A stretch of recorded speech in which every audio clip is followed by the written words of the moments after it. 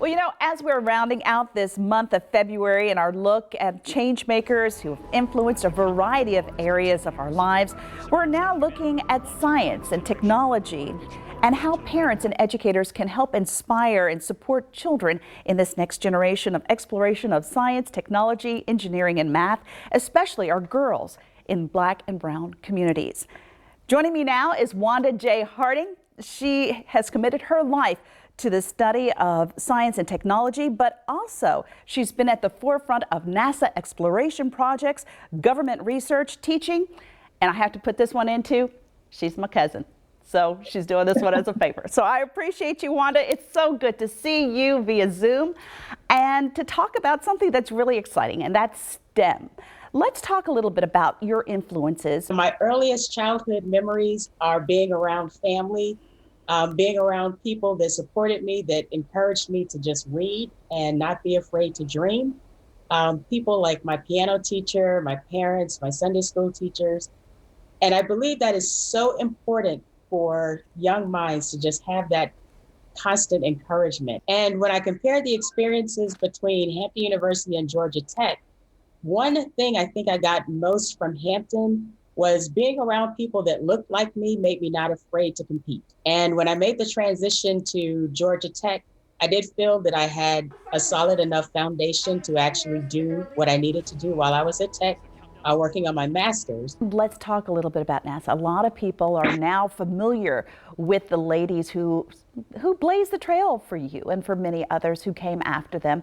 They're, at NASA and highlighted some of the difficulties that they encountered. Talk to me a little bit about your experience and what it's like being there, seeing firsthand mission control. So the experience at NASA was outstanding. Had a great cohort of coworkers that I worked with, engineers and different skill sets. And, the book came out, Hidden Figures, and I made sure I read the book before the movie came out because I knew Hollywood would do its thing and I wanted to have the real story. And my particular role was with launching rocket satellite missions for Earth orbit as well as to Mars, Mars Curiosity rover back in 2011. And the respect that you gain from your coworkers comes mostly because I've heard it said EQ. If you're able to relate to people, your knowledge is one thing, but if you can't relate to people, then you're not going to be able to work well and do your part as a part of the team. Something that my daughter besides just loves you, but that she really that she really adores was that her cousin wrote a book. Her cousin wrote a book. And talk to us a little bit about, we think about science being just hard and fast and positioning it with religion, which is something that is a faith felt experience. How did you merge the two and how did you create the book? What sort of sparked your desire to want to write the book? One of the common questions that I got because I worked with NASA was, why do you still believe? With all of the evidence and the information that you have access to.